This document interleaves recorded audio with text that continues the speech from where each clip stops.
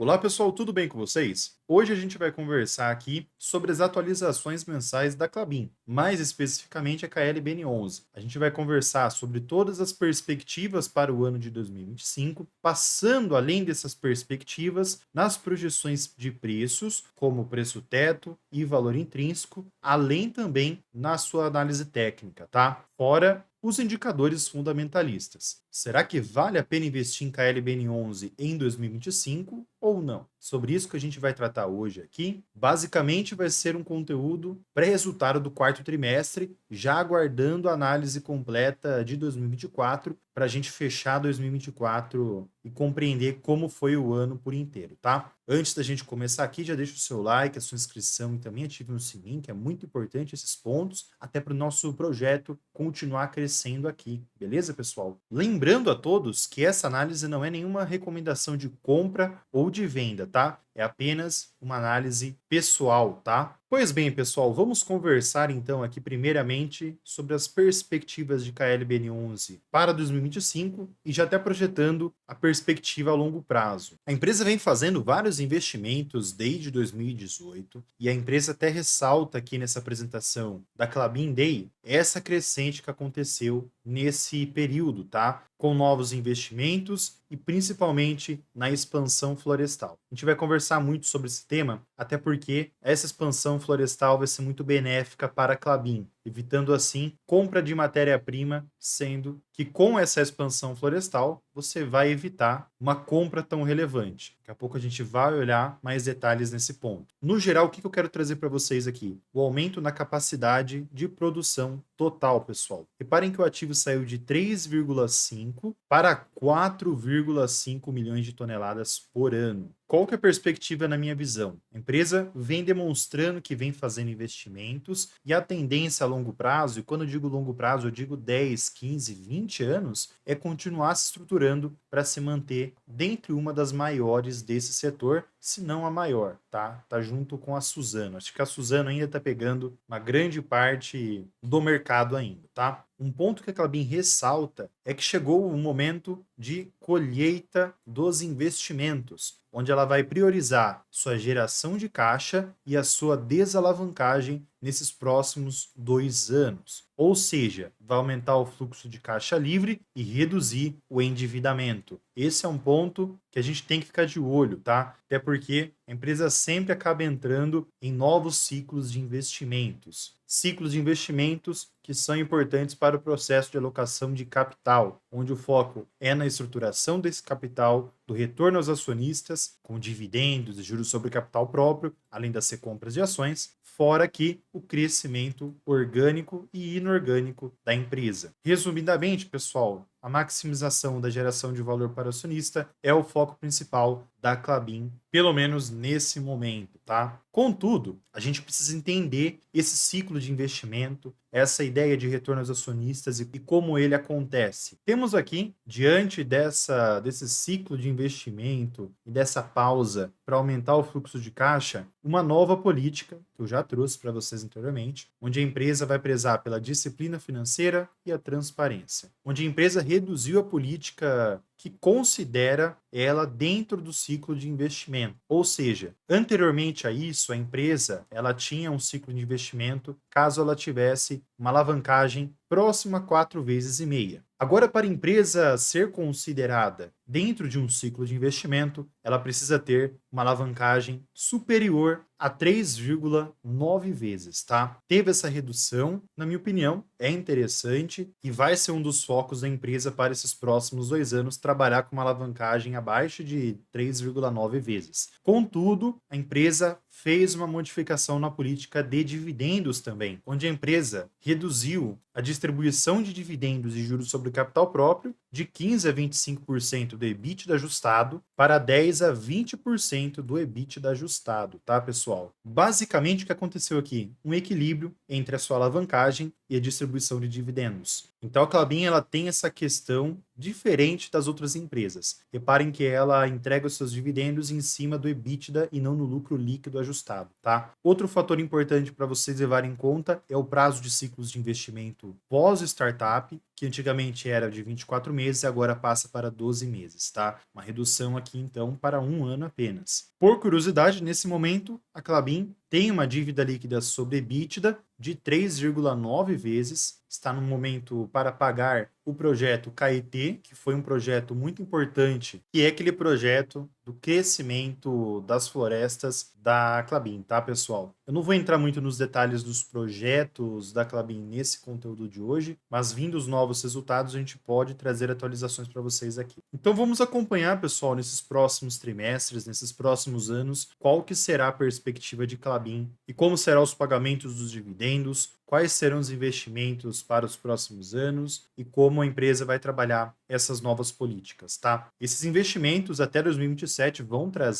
proporcionar para a Klabin um volume de produção maior, tendo uma perspectiva muito boa, tendo em vista o cenário atual e o cenário até 2027. Isso vai agregar valor, com certeza vai auxiliar o lucro da empresa. Reparem que para 2025, o CAPEX já tem um planejamento aqui bem estruturado para projetos especiais, modernização de Monte Alegre, compras de madeira em pé, continuidade operacional e silvicultura, tá? Outro ponto interessante para a gente acompanhar a Klabin é que ela vem crescendo seu market share. Reparem que de 19 até 2023 tivemos um crescimento aqui do market share, muito interessante. E agora a gente passa para o crescimento dos setores da empresa. O setor de papelão do lado segue tendo um crescimento acima do PIB, ponto muito legal para a gente acompanhar. Um setor que cresce acima da inflação também, outro fator legal. Fora também o mercado de celulose no mundo, que a projeção de crescimento é muito positiva, imaginando até 2026 aqui, tá? Reparem como vem crescendo desde 2010. O mercado de fluff no Brasil também é um outro segmento que vem crescendo bastante ano a ano, e a perspectiva até 2026, conforme já venho trazendo para vocês em outras análises, é muito boa também, tanto as fraldas para adultos como também as fraldas infantis. Outro fator importante para a gente acompanhar é a substituição do plástico para o papelão ou papel, tá? É uma tendência para os próximos anos, pelo menos conforme for chegando em 2030, temos essa perspectiva de melhora nessa substituição, na minha opinião. A perspectiva de crescimento no mercado de cartões no mundo também é bem interessante, tá? Aqui até 2035 tem uma perspectiva interessante. E a empresa vem crescendo a cada trimestre que vem passando, tem certas volatilidades, mas a sua receita líquida,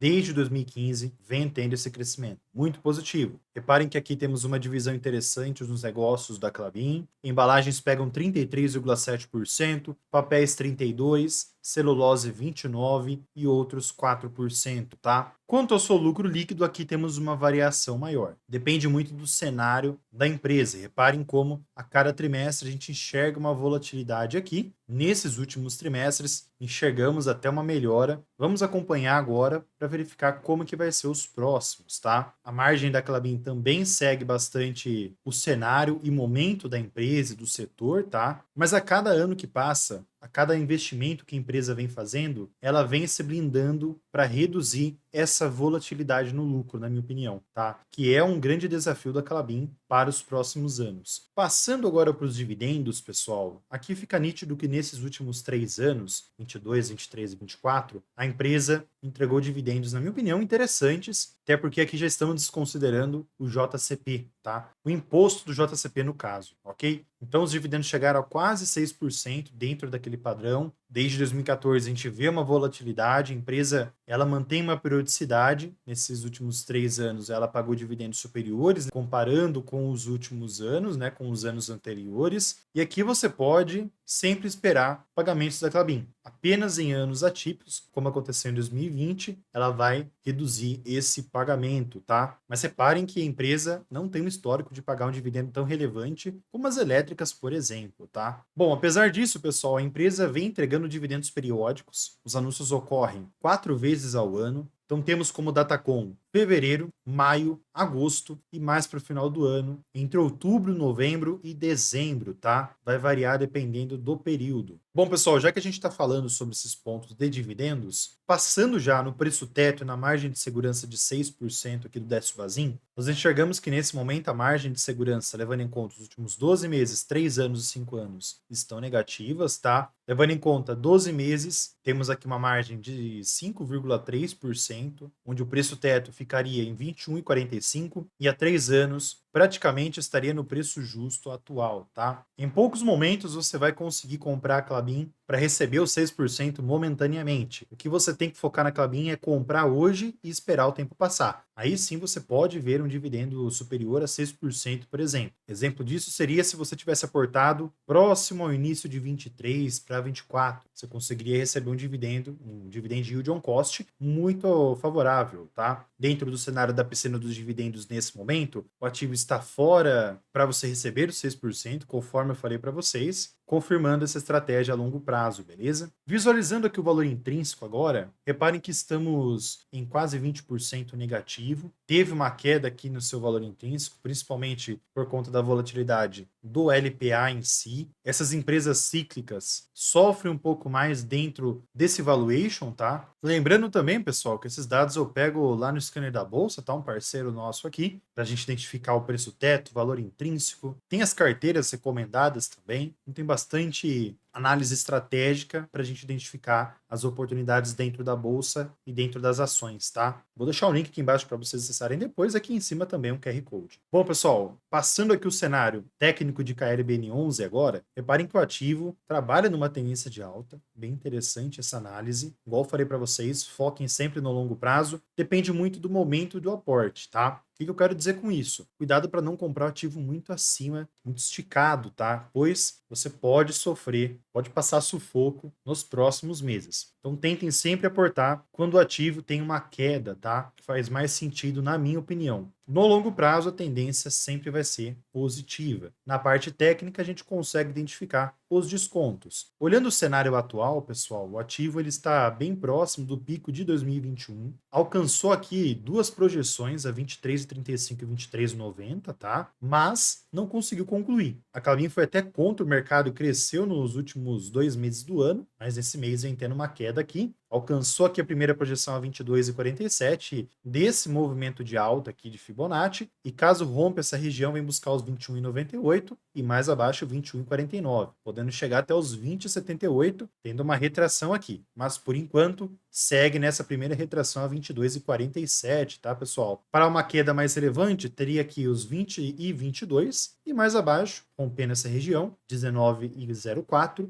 e mais abaixo, 17,85, ficaria bem próximo a essa região do canal de alta, tá? Que seriam essas regiões aqui, conforme exemplos anteriores. Para chegar nessa região, os lucros teriam que cair bastante, tá, pessoal? Então eu prefiro ser mais conservador. Mas logicamente que a gente tem que olhar também o cenário da economia do Brasil nesse momento. Então, esses dois pontos podem trazer uma queda no preço. Vamos ficar de olho. Caso o ativo agora consiga romper essa região aqui, na alta, vem buscar outras projeções à frente, tá? Mas por enquanto eu aguardo e mês que vem, trazendo os resultados do quarto trimestre, a gente conversa e vê como que vai estar o ativo e qual que será a reação do mercado. Essa região em vermelho é muito importante e para romper e confirmar esse rompimento, teria que ter uma alta, uma queda para mudar a polaridade e continuar crescendo. Beleza? Essa seria a melhor movimentação de Klabin, na minha opinião. No gráfico semanal, pessoal, o ativo vem realmente demonstrando essa reversão, podendo vir buscar até os 21,71, tá? Que é próximo à média móvel dos preços das últimas 20 semanas. E aí a gente tem que aguardar se o ativo vai continuar em uma lateralidade ou se vai ser só um pullback para ter uma tendência de alta. Beleza, pessoal? Temos aqui também, além desse cenário do gráfico de KLBN11, o cenário do dólar, que vem caindo nesse mês de dezembro, tá? Pelo menos no momento que eu estou fazendo essa análise, mas ainda temos uma tendência de alta. O dólar pode até ter uma queda nesses próximos 2 meses,